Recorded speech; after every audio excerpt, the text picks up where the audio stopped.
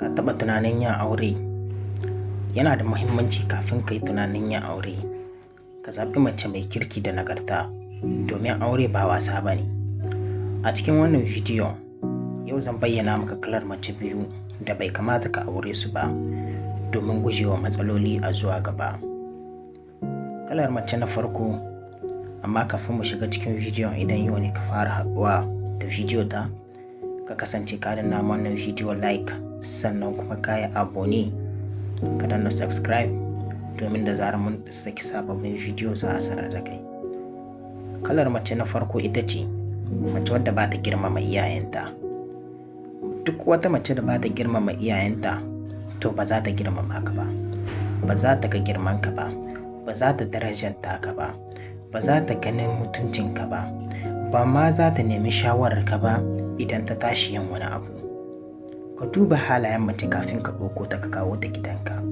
Ka lura da yadda take mu'amala da iyayenta da ma sauran manyan mutane. Girmamawa daga ciki shine yake bayyana halaye a fili. Kalar mace na biyu da bai kamata ka aura ba ita ce mace wadda take yawan mu'amala da mutane. Idan na ce mace wadda take yawan mu'amala da mutane, ina nufin mutane maza.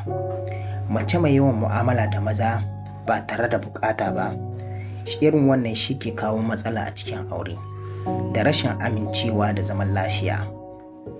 Ka duba ka gani, kai ne ka ɗauko mata, sannan kuma tana yawan chatting a cikin WhatsApp, Facebook, Instagram da ma sauran kafafen sada zumunta da mazaje waɗanda ba muharraminta ba. Idan ka tambaye ta sai ta ce maka a'a, kawai abokananta ne. Ka lura da yadda take mu'amala da sauran maza. Zaɓi mace mai aminci, mai gaskiya, mai tsare darajar kanta da naka. Aure ba wasa ba ne. Ka zaɓi mace mai girmama iyayenta da nagarta domin ka guje wa matsaloli. Domin rayuwa mai kyau ta fara da zaɓi mai kyau. Ka kasance ka yi tunani mai kyau, ka yi karanci mace da kyau kafin ka ɗauko ta ka kawo ta gidanka domin gujewa matsaloli a zuwa gaba. Idan ka tsaya ka saurari wannan bidiyon daga farko har ƙarshe, to ka tsaya ka duba mace da kyau kafin ka ɗauko ta ka kawo ta gidanka. Sannan kada ka manta ka danna subscribe, sannan kuma ka danna alamar ƙararrawa. Hakan ne da zarar mun saki sababbin bidiyo za a sanar da ku.